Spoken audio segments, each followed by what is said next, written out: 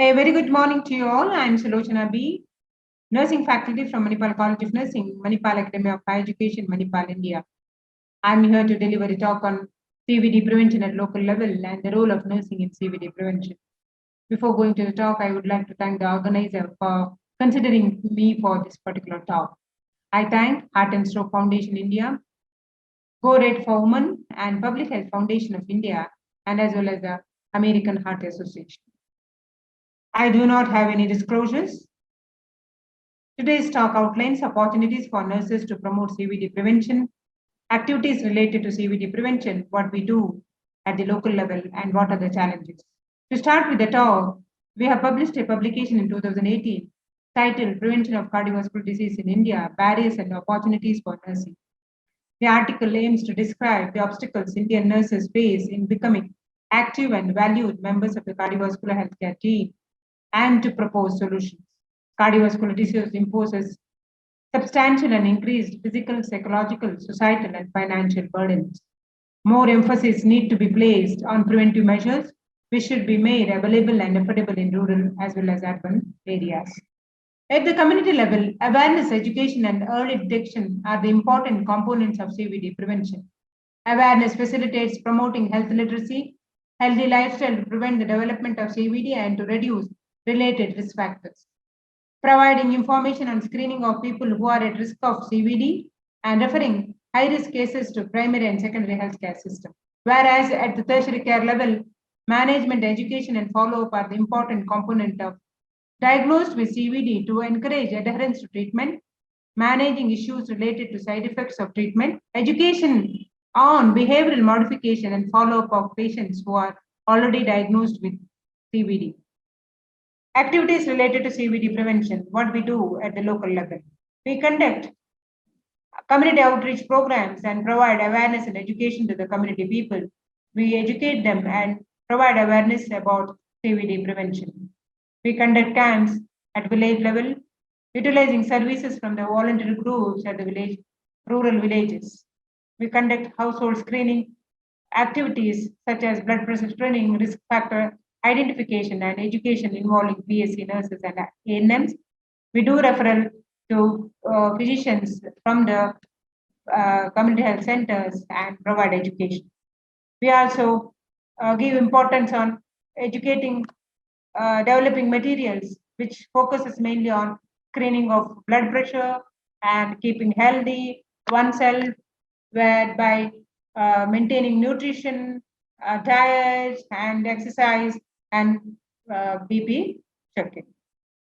We also conduct camps at the local community where you can see in this picture, you can see from smallest to oldest person can be seen in the community where they come and experience a camp where they will be fully involved in the activity. We also conduct camps at the primary health centers through the primary health physician, which facilitate early identification, referral of cases, and provide education to the people. Through home visits, it is one of the important component in CVD prevention where we can understand the family issues along with the education, where we can even provide education to the people, and there will be one-to-one interaction that will happen. So these are all great experience to us, and we can understand the CVD issues at the population. People who are detected at risk are educated and referred to the health centers, where nurses can play a greater role in screening and detection, engaging with family and understand the social issues. At the tertiary care level, nurses, community health workers, and also community volunteers are one of the key stakeholders in care of people with cardiovascular diseases.